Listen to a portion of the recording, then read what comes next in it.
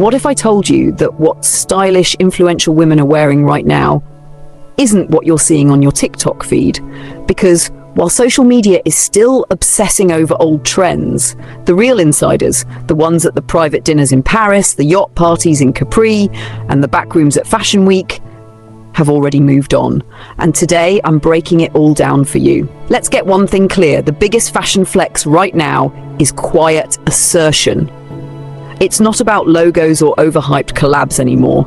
It's about wearing pieces so well made, so intentionally chosen, that only the people who matter will recognize them. Case in point, the Loewe squeeze bag in that perfect olive tone. I just picked one up last month, and let me tell you, the texture, the weight of the hardware, it's everything. It's a bag that whispers old money taste, not influencer desperation. Another thing the real ones are wearing right now? Relaxed tailoring. Not the oversized, shapeless kind that feels overdone, but sharp, clean, understated suits in buttery fabrics. Think Loro Piana the Row or a perfectly cut Alaya coat. It's strategic. It says, I run things, I don't chase things.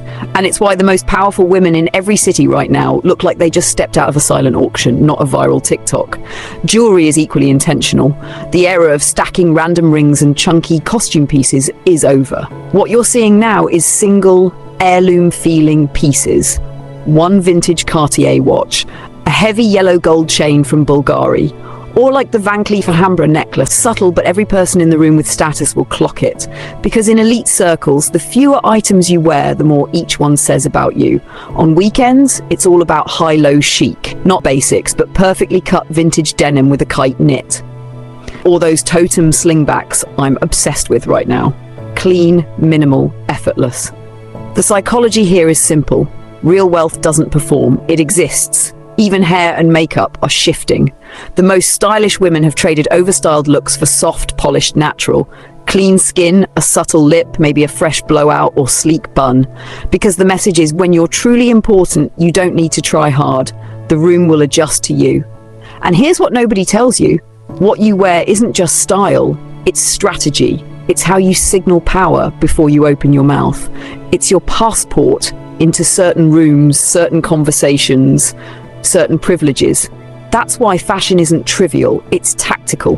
So if you want to move differently, look like you belong in those private inner circles, and actually understand what's happening at the top of the style hierarchy, this is where you start. Follow us on Instagram at GTWJmag for more unfiltered breakdowns, real-time insider pics, and the pieces I'm actually buying for this season.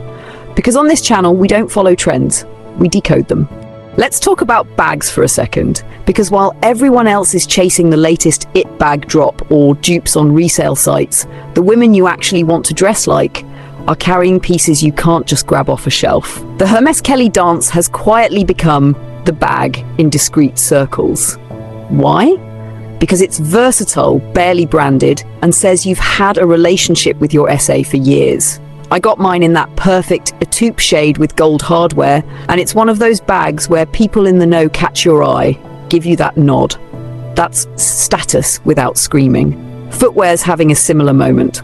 Forget heavy logos or impossible to walk in heels. It's about sculptural, elegant shoes. Think the Alaya Bombay sandals, those stunning Saint Laurent patent slingbacks I wore in Paris last month, or the new low petal mules.